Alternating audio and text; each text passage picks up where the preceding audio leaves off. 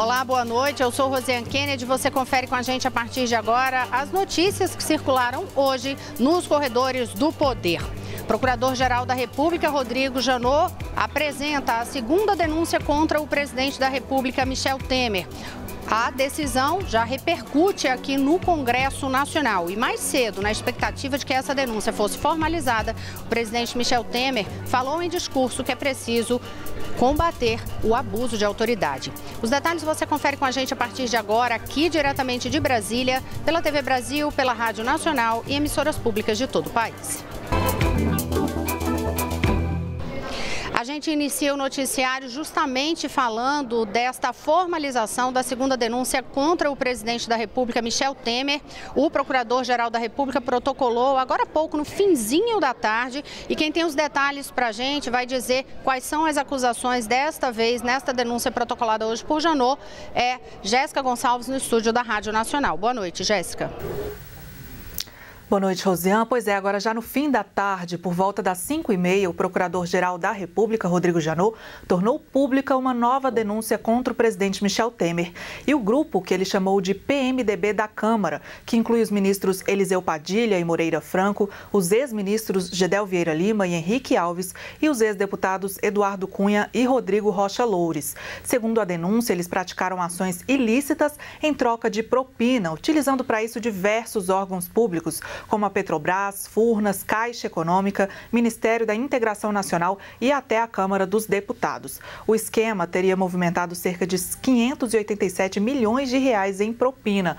Janot acusa Michel Temer de ser o líder da organização criminosa desde maio de 2016. O presidente da República ainda é acusado de obstrução de justiça. Ele teria incentivado o empresário Joesley Batista a pagar, com a ajuda do empresário Ricardo Saldi, vantagens para Roberta Funaro, com o objetivo de impedir que o irmão dela, Lúcio Funaro, fizesse acordo de delação premiada. Lúcio é apontado como operador financeiro do ex-presidente da Câmara, Eduardo Cunha. Joesley Batista e Ricardo Saldi também são acusados de obstrução de justiça. Agora, a Suprema Corte envia a acusação para a Câmara dos Deputados, que deverá decidir se autoriza ou não o Judiciário a instaurar o processo. Se os parlamentares aceitarem, caberá então aos 11 ministros do Supremo decidirem se Temer vira réu. Esta é a segunda denúncia contra Michel Temer. Na primeira, encaminhada ao Supremo em junho, o presidente foi denunciado por corrupção passiva. A reportagem da Rádio Nacional ainda não conseguiu contato com a defesa do presidente e dos outros citados para comentar a denúncia. Rosiane. Obrigada, Jéssica Gonçalves. Olha, mais alguns já começaram a divulgar nota. A gente também está aguardando alguma manifestação após essa formalização da denúncia, uma manifestação do presidente da República, Michel Temer. Mas hoje, durante o dia, já havia toda uma expectativa de que essa denúncia seria protocolada no finzinho da tarde. E aí, antes mesmo de esta denúncia ser protocolada e sem citar diretamente as acusações, o presidente da República, Michel Temer, falou hoje num evento, quando estava autorizando ali uma ordem de serviço para a construção de uma ponte, mas quem vai contar para a gente o que disse o presidente, que defendeu aí que não se permita abuso de autoridade no país, é Daniele Popov, na redação da TV Brasil. Boa noite, Dani.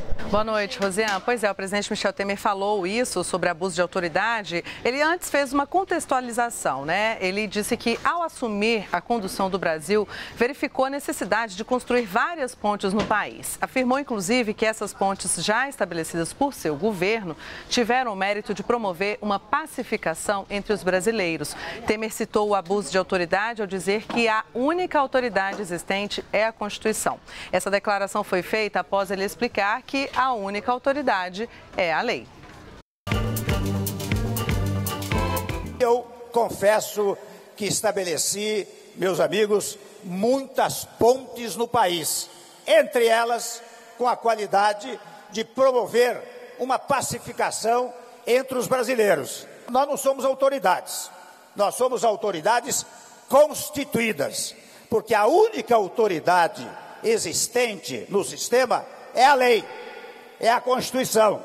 Então, quando falam, por exemplo, de abuso de autoridade, eu costumo dizer o seguinte: não é abuso de autoridade contra o presidente, contra o governador, contra o deputado, é quando alguém ultrapassa os limites da lei. Daí é que é a violação da autoridade. E é uma coisa que nós devemos evitar no Brasil.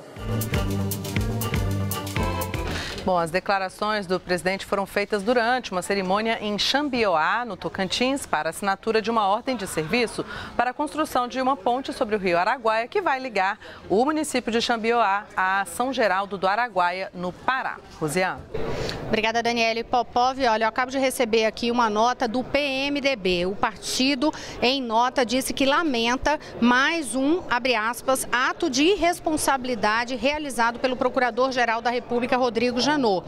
Afirma também que toda a sociedade tem acompanhado os atos nada republicanos das montagens dessas delações. E encerra, o texto do PMDB encerra essa nota dizendo que a justiça e a sociedade saberão identificar as reais motivações do procurador. Como eu havia falado antes, ao longo do dia já existia toda essa expectativa de que a denúncia fosse protocolada hoje. A base aliada ao presidente da República, Michel Temer, já falava justamente nesse tom, de considerar que seria irresponsável apresentar uma denúncia neste momento, até porque tem um julgamento ainda em andamento no Supremo Tribunal Federal que diz respeito justamente a um pedido de suspensão dessa possibilidade de apresentação da denúncia ou não. Só que aí a denúncia já foi apresentada. Mais cedo, por exemplo, o deputado Carlos Marum, que é do PMDB, falou sobre isso. Vamos acompanhar.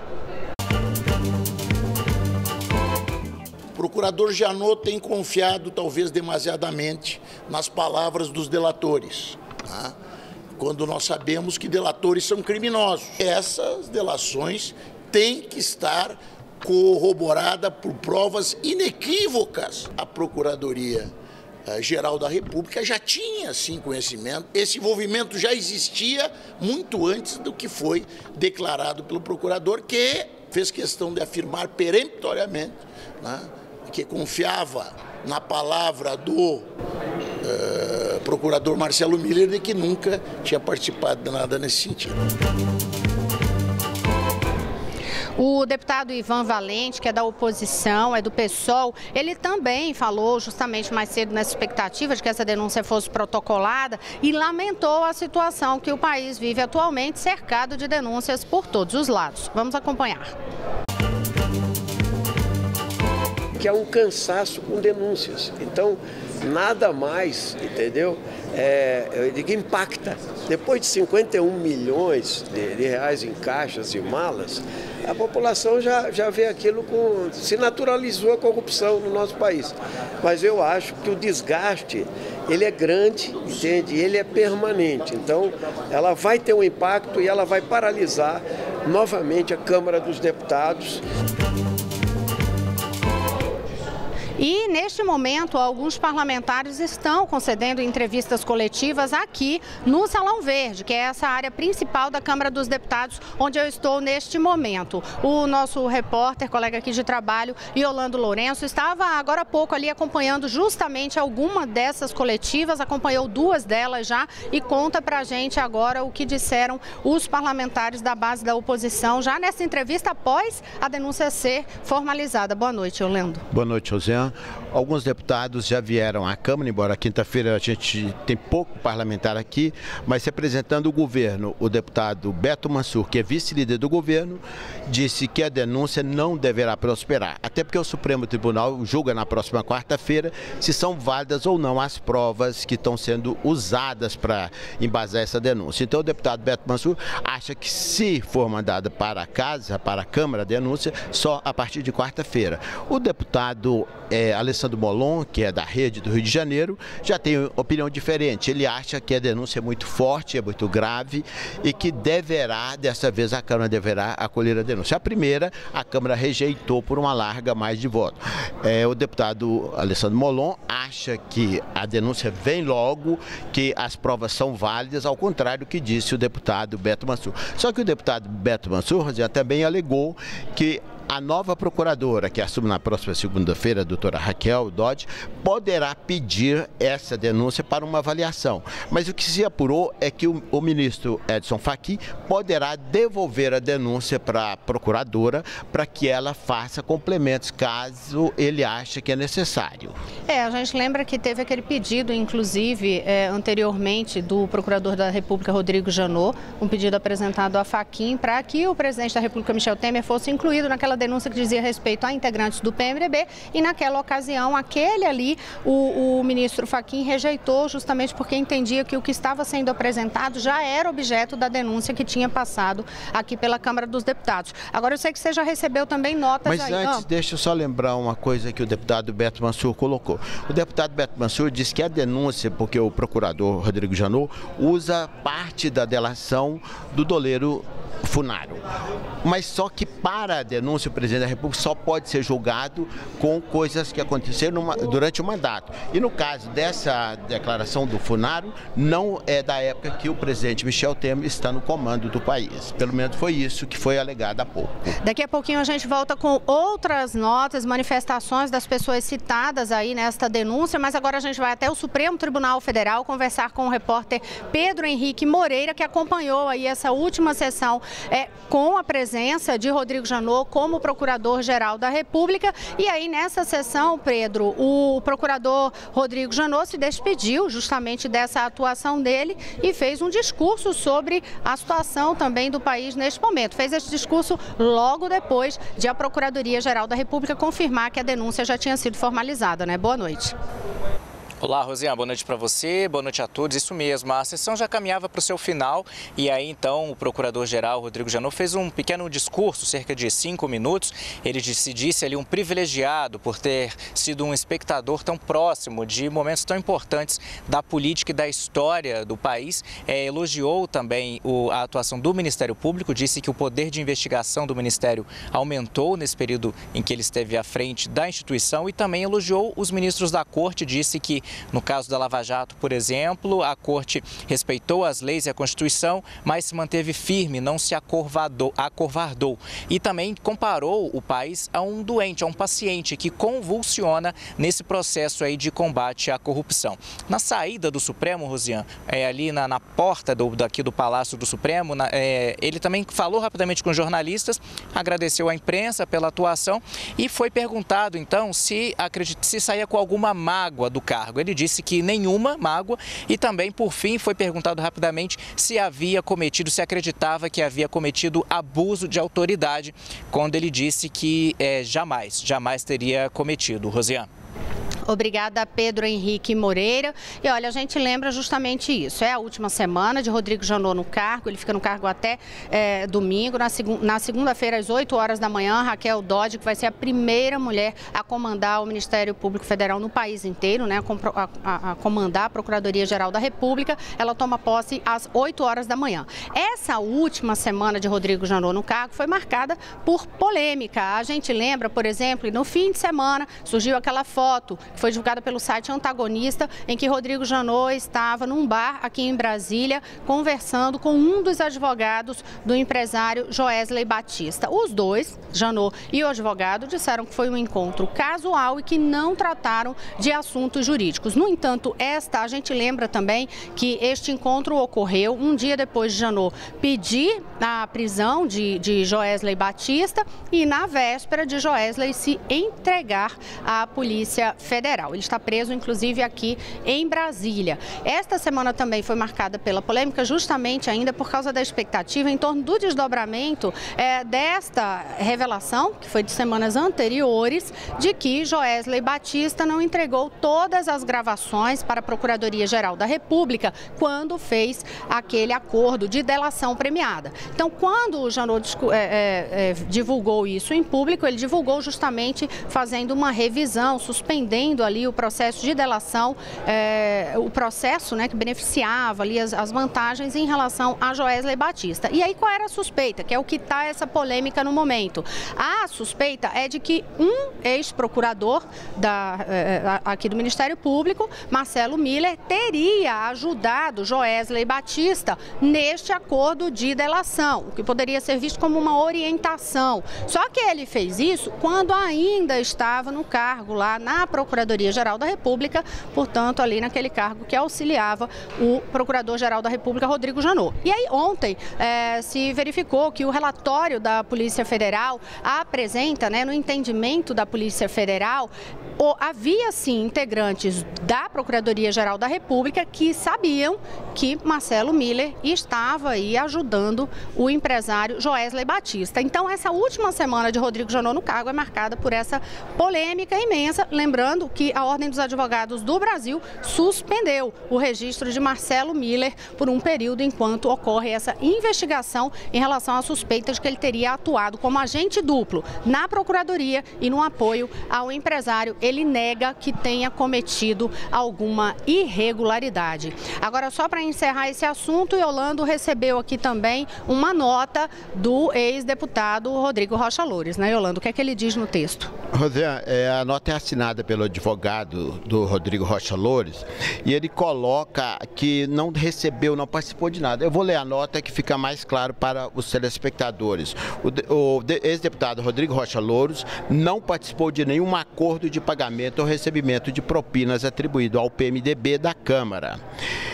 Rocha Loures era apenas um assessor especial do presidente Michel Temer, portanto não tinha nenhuma intervenção em atividades financeiras, ao contrário da recente denúncia contra o PMDB na Câmara. A defesa repudia veementemente mais uma denúncia leviana levantada pelo procurador Rodrigo Rocha Loures. O deputado Eduardo Cunha, que está preso, o ex-deputado, e o ex-ministro Henrique Alves ainda não se manifestaram, ainda não liberaram nota, embora eles sejam também objetos dessa denúncia apresentada pelo procurador Rodrigo Janot.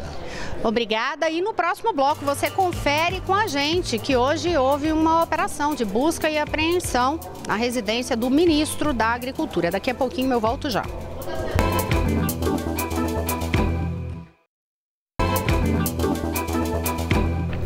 Olá, estamos de volta. Eu sou Rosiane Kennedy. Você confere com a gente as notícias que circularam hoje nos corredores do poder. Uma das principais informações do dia foi uma operação com mandados de busca e apreensão, uma operação da Polícia Federal, e esses mandados foram cumpridos em imóveis do ministro da Agricultura, Blairo Maggi. Mas quem tem informações para a gente é Jéssica Gonçalves. Rosiane, a Polícia Federal deflagrou hoje a Operação Malebolge, que é a 12ª fase da Operação Ararat. Foram cumpridos mandados de busca e apreensão expedidos pelo Supremo Tribunal Federal em 65 endereços nos estados de Mato Grosso, São Paulo e aqui em Brasília. Um dos alvos dos mandados, como você disse, foi o ministro da Agricultura, Blairo Maggi. Além dele, também são investigados deputados estaduais, empresários, o prefeito de Cuiabá, Emanuel Pinheiro, do PMDB, e conselheiros do Tribunal de Contas de Mato Grosso. 5 conselheiros foram afastados.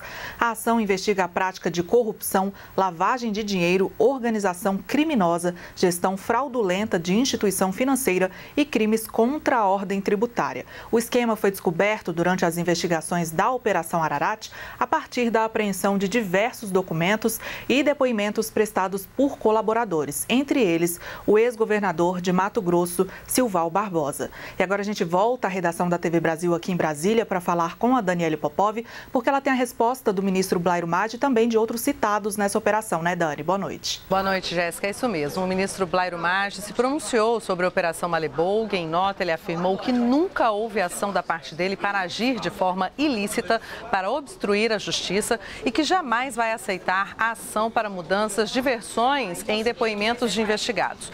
O ministro da Agricultura ressaltou que não houve pagamentos ao secretário Éder Moraes policiais para acobertar qualquer ato, segundo a acusação do ex-governador Silval Barbosa em delação. Blairo Maggi informa ainda que nunca usou de meios ilícitos durante a vida pública, que sempre respeitou o papel constitucional das instituições. Por último, o ministro ressalta que respeita a justiça, mas que usará de todos os meios legais para se defender e estabelecer a verdade. O deputado Ezequiel Fonseca também emitiu nota em que diz que recebeu com tranquilidade um mandado de busca e apreensão em seu gabinete, que foi cumprido na manhã de hoje. Fonseca contesta a afirmação de que teria cobrado qualquer quantia em troca da defesa do governo de Mato Grosso em sua atuação parlamentar como deputado estadual. Ezequiel Fonseca afirma ainda na nota que respeita a justiça e que está à disposição para colaborar com a investigação. O deputado também foi citado na delação do ex-governador de Mato Grosso, Silval Barbosa. O prefeito de Cuiabá, Emanuel Pinheiro, afirmou que colabora com a justiça e aguarda o inquérito ser instaurado para apresentar defesa e apurar a verdade.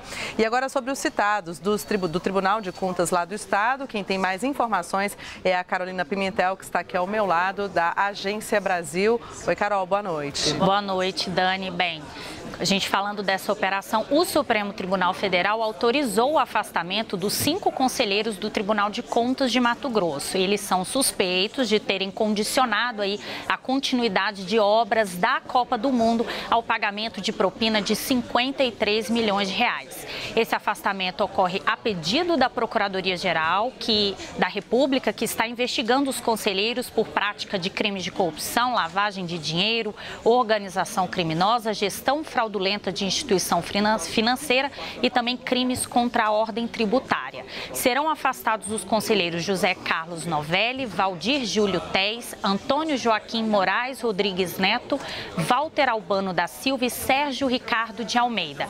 Esse afastamento também ocorre aí no âmbito da Operação Malebolg, que foi deflagrada hoje, falada há pouco aqui pela Jéssica Gonçalves e a Daniele Popov. Inclusive, a operação aí que teve como um dos alvos o ministro da Agricultura, Blairo Maggi.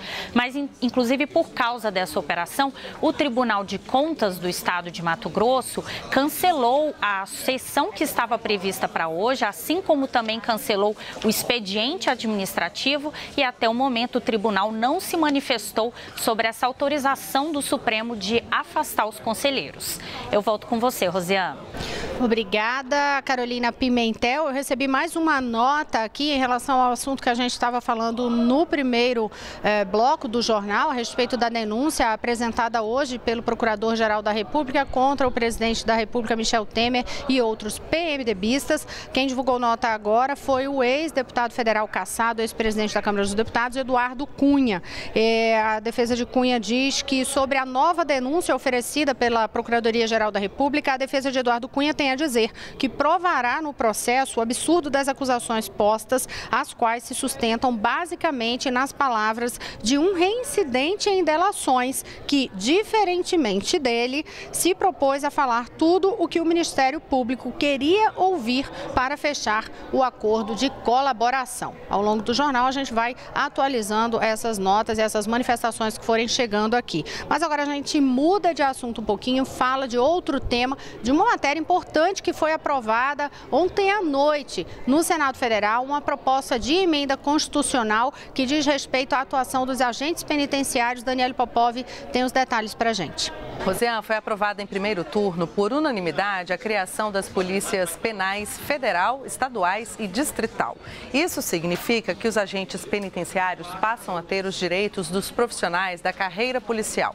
No entanto, a proposta de emenda à Constituição que trata desse tema precisa ser aprovada em segundo turno e encaminhada à Câmara dos Deputados. Segundo o autor da proposta, o senador Cássio Cunha Lima, além de igualar os direitos de agentes penitenciários e policiais, a intenção é liberar as polícias civil e militar das atividades de guarda e escolta de presos. O texto também vincula cada polícia penal ao órgão do sistema penal do Estado a que pertence e estabelece que as polícias penais serão formadas pelos atuais agentes penitenciários e por novos servidores admitidos por concurso público. Os agentes passarão a ter, por exemplo, a aposentadoria especial dos policiais. Rosiane. Obrigada, Daniele Popov. A gente vai voltar a conversar com a editora da Agência Brasil, Carolina Pimentel, para uma última informação e aí que diz respeito, inclusive, a um projeto, até um projeto polêmico, né, que passou hoje numa comissão, foi aprovado também no Senado Federal e diz respeito ao julgamento de militares. Oi, Rosiane. Sim, é um projeto considerado polêmico. A Comissão de Relações Exteriores e Defesa Nacional do Senado aprovou numa votação simbólica esse projeto que atribui à Justiça Militar a competência para julgar crimes cometidos por militares contra civis em atividades de garantia da lei e da ordem, como, por exemplo, esse policiamento que as Forças Armadas estão fazendo nas comunidades do Rio de Janeiro. Esse projeto é considerado polêmico porque, atualmente, quem julga esse tipo de crime de militares contra a vida, contra civis, é a Justiça Comum. Inclusive, a proposta estava parada há mais de um ano no Senado e acabou avançando agora depois de apelos do comandante do Exército, o general Eduardo Vilas Boas. Ele fez apelos nas redes sociais defendendo que é preciso segurança jurídica para os militares que estão atuando nessas atividades de garantia da lei e da ordem. O relator do projeto, o senador Pedro Chaves, tirou do projeto original uma cláusula que previa que a Justiça Militar ficaria responsável pelo julgamento desses crimes somente durante os Jogos Olímpicos. Agora, com a retirada, o julgamento desses crimes passa definitivamente para o Tribunal do Júri, para a Justiça Militar. Agora, a proposta ainda precisa ser votada pelo plenário do Senado antes de ser enviada para a sanção presidencial. Rosiane.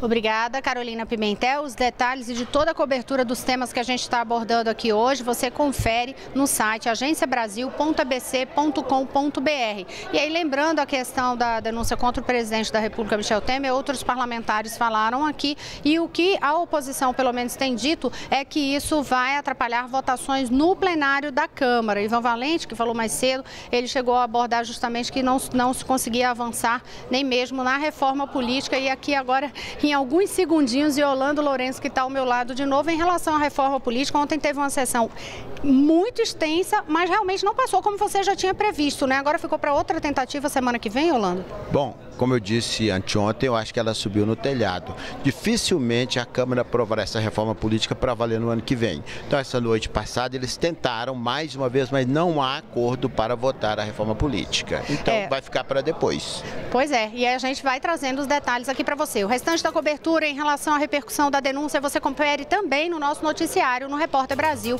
logo mais às 19h45. Boa noite.